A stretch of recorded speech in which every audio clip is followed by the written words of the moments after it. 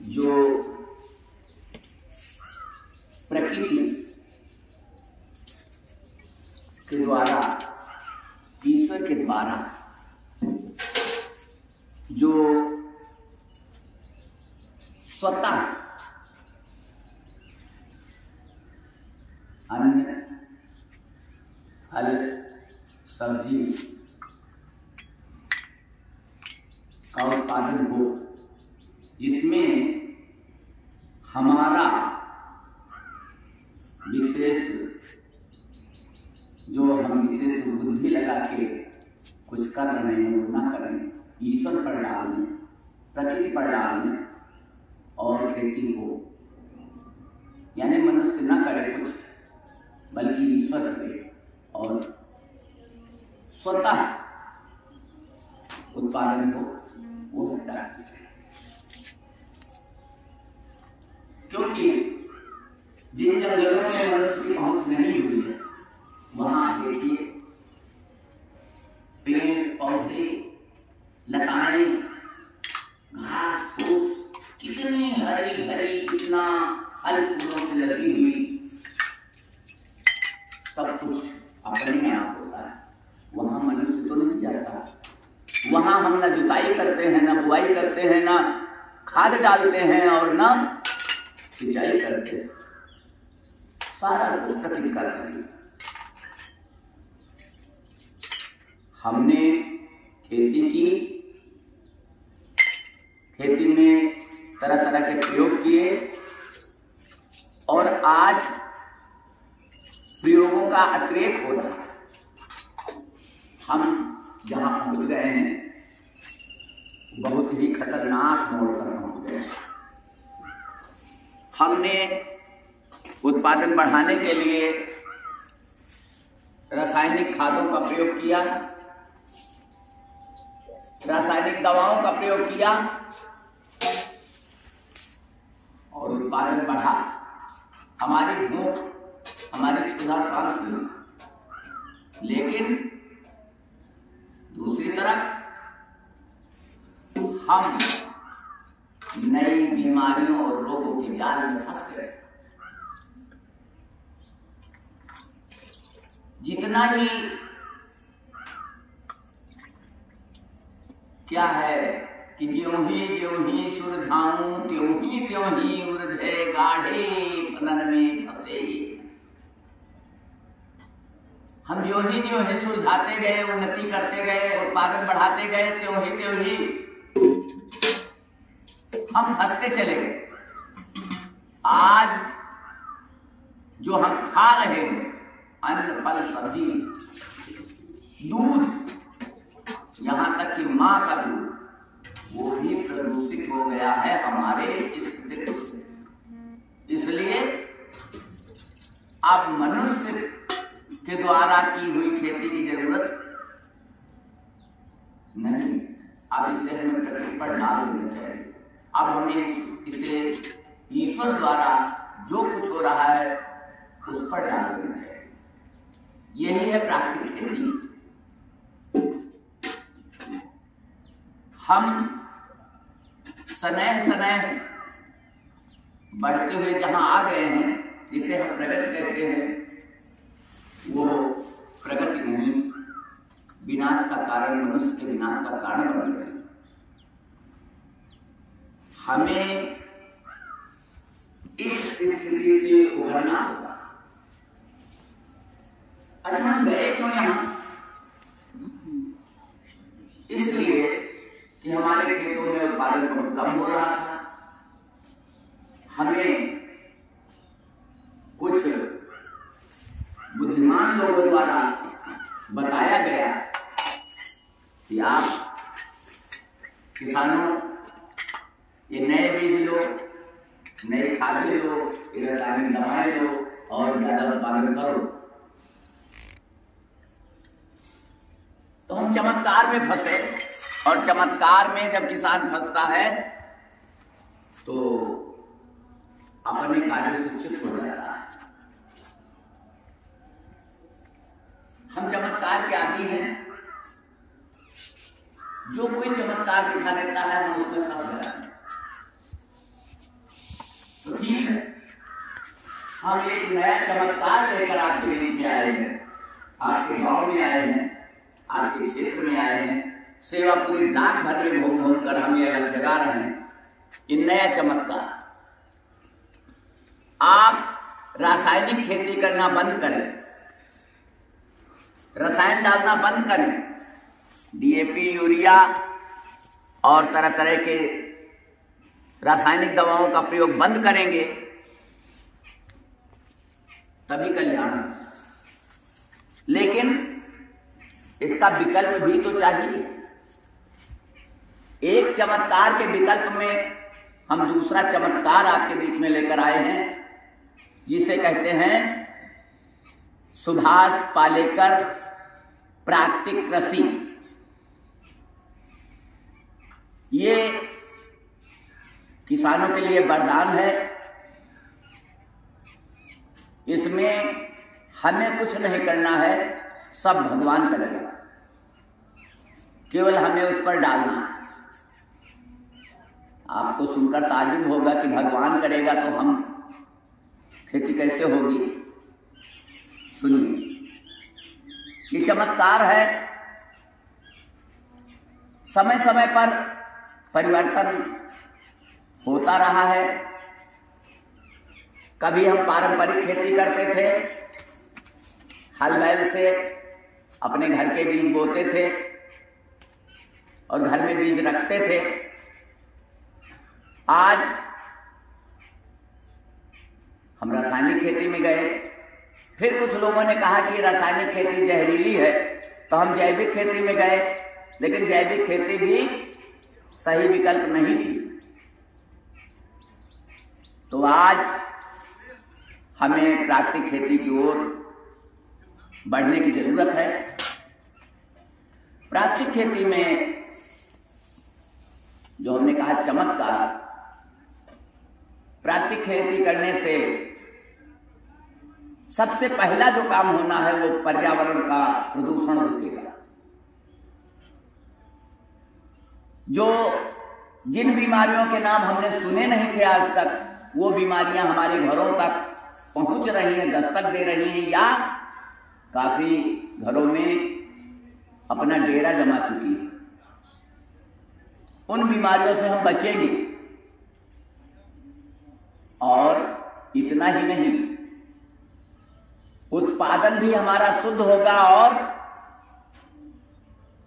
हम अपने खाने से जो हमारे पास अन्न, फल, सब्जी बचता है, उसका हमें मूल्य भी अच्छा मिलेगा।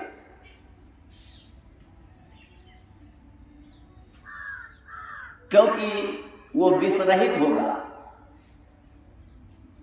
तो दूसरे, जब हम खाद और दवाएं नहीं डालेंगे तो हमारी लागत घटेगी। हम लागत से परेशान हैं। आज हमारी लागत का मूल्य नहीं मिल रहा है। हम जो खेती में लागत लगा रहे हैं वो हमें बिक्री के साथ मिल नहीं रहा। आज हमारे अन्न, फल, सब्जी का दाम मंडी में कौन लगाता है? व्यापारी लगाता है, सरकारें लगाती हैं। एक पूंजीपति एक माचिस तैयार करता है और उसका रेट खुद तय करता है।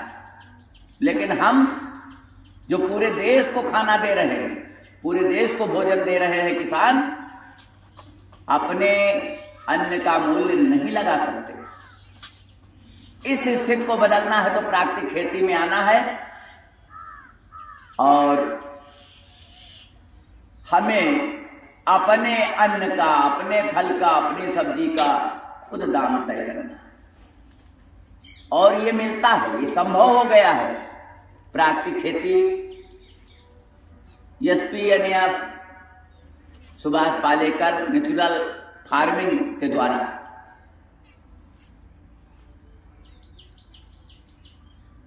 हम, सबसे बड़ा प्रश्न ये है, हम कहते हैं भाई खाद नहीं डालेंगे तो पैदा ही नहीं होगा।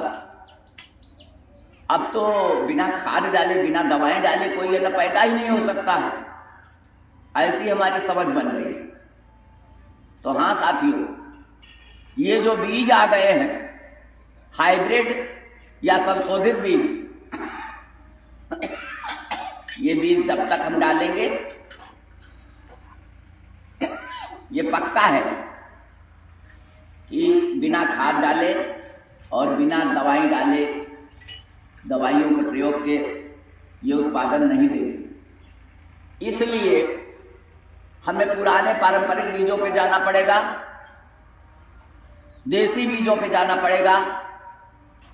देसी बीज अपने घर में रखने होंगे और अपने बीज बोने होंगे। इससे हम इन जिन कंपनियों के जाल में फंस गए हैं, हम बीज भी बाहर से लेते हैं, खाद भी बाहर से लेते हैं, दवाएं भी बाहर से लेते हैं, बाजार में फंस गए हैं, तो बाजार से हमें मुक्ति मिलेगी। हमारे बीज होंगे, हमारी खाद होगी, हमारी दवाएं होंगी, तो हम और हमारा रेट होगा, हमारी बिक्री की रेट होगी, तो तभी हमारा कल्याण होगा, हम किसानों का कल्याण होगा। ये बातें हम यूं ही नहीं कह रहे हैं, ना हवा में कह रहे हैं, हम ये कर रहे हैं। पिछले 2016 से हम खुद कर रहे हैं, हमारे बीच में काफी साथी आए हैं 2013 से कर रहे हैं, कई साथी हैं किसान जो कि 2005 से कर रहे हैं, 6 से कर रहे हैं। अपने ही प्रदेश में, अपने ही आसपास के जिलों में हमारे साथ झांसी, बहराइच, रायबरेली, लखनऊ, सीतापुर, आजमगढ़ आज से किसान आए हुए हैं जो इस प्रकार की किसानी कर रहे हैं, इस तरह की खेती कर रहे हैं। आए बैठे साथी भाई, प्रणाम है आपको। तो हम लोग जो कर रहे हैं वही बोल रहे हैं, बिना खाद के एक दाना प्रयोग किए, बिना रासायनिक दवाओं का एक बूंद प्रयोग किए हम लोग खेती कर रहे हैं। और ये खेती है सुभाष पालेकर प्राकृतिक कृषि। इसको करने में मुख्य चीजें जो हैं, जो सहायक हैं, वो है सबसे बड़ी सहायक हमारी गौ माता, देसी गौ। देसी गाय के गोमूत्र और गोबर से हम लोग ये खेती करते हैं, जिससे अब हम इस दावा करने की स्थिति में आ गए हैं कि जितना रासायनिक खेती से आप 1 एकड़ में पैदा करते हैं, उससे हम सवाया पैदा कर लेते हैं केवल गोमूत्र और गोबर का प्रयोग करके। अब इस पर एक प्रश्न आता है कि गाय कहाँ है और इतनी गायें कहाँ हैं। पारंपरिक खेती जब हम करते थे तो टनों गोबर की खाद खेत में डालते थे, फिर भी उतना उत्पादन नहीं होता था। तो ये हम कहाँ से लाएंगे? हमारे घरों में इतने गाय भैंस नहीं है कि हम पूरे खेतों को गोबर की खाद या गोमूत्र दे सके। तो साथियों, हमने कहा ना कि ये चमत्कार कि एक गाय से हम 30 एकड़ तक की खेती कर सकते हैं। एक देसी गाय से हम 30 एकड़ तक की खेती कर सकते हैं। साथियों, ये बहुत बड़ा चमत्कार है। और जितना रासायनिक दवाओं के द्वारा, रासायनिक खादों के द्वारा कर रहे हैं, उससे सवाया कर सकते हैं। और बिना लागत के एक गाय हमारी होगी, हमारे घर का बीज होगा, हमारे घर की खाद होगी, हमारे घर की दवाएं होंगी। हम गौमूत्र से खाद भी बना लेते हैं, दवाएं भी बना लेते हैं, और उनको डालकर हम खेती कर रहे हैं और अपना अनुभव आपसे बांटने के लिए इधर आए हुए हैं। गांव-गांव में जाके ये खेती की, प्राकृतिक खेती की अलग जगह है। तो साथियों, इसके लिए हमें देसी बीज और देसी गाय की जरूरत है।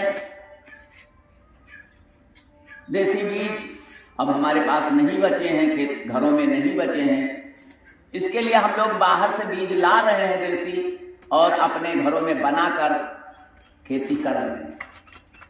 हम लोग यहाँ बीज, देसी बीज फैला सकते हैं, ला सकते हैं, और आप उसको बढ़ाकर आगे अपने घर में रख सकते हैं। ये जो बाजार का चक्कर है, इसको आप खत्म कर सकते हैं।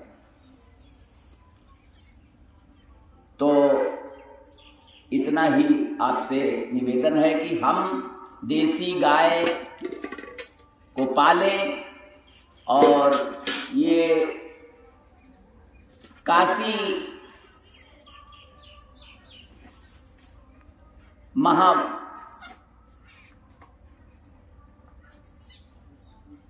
भोले शंकर जी की नगरी में उनकी सवारी नंदी जी का हम आवाहन करें। गाय और नंदी के साथ हम लोग अपनी खेती के प्रगति करें। तरीके कैसे करते हैं, हम कैसे उससे खाद बनाते हैं, कैसे उससे दवाएं बनाते हैं, ये हम आपको अगली कड़ी में बताएंगे जब आप चाहेंगे। धन्यवाद। जय हिंद, जय भारत, जय भोलेनाथ।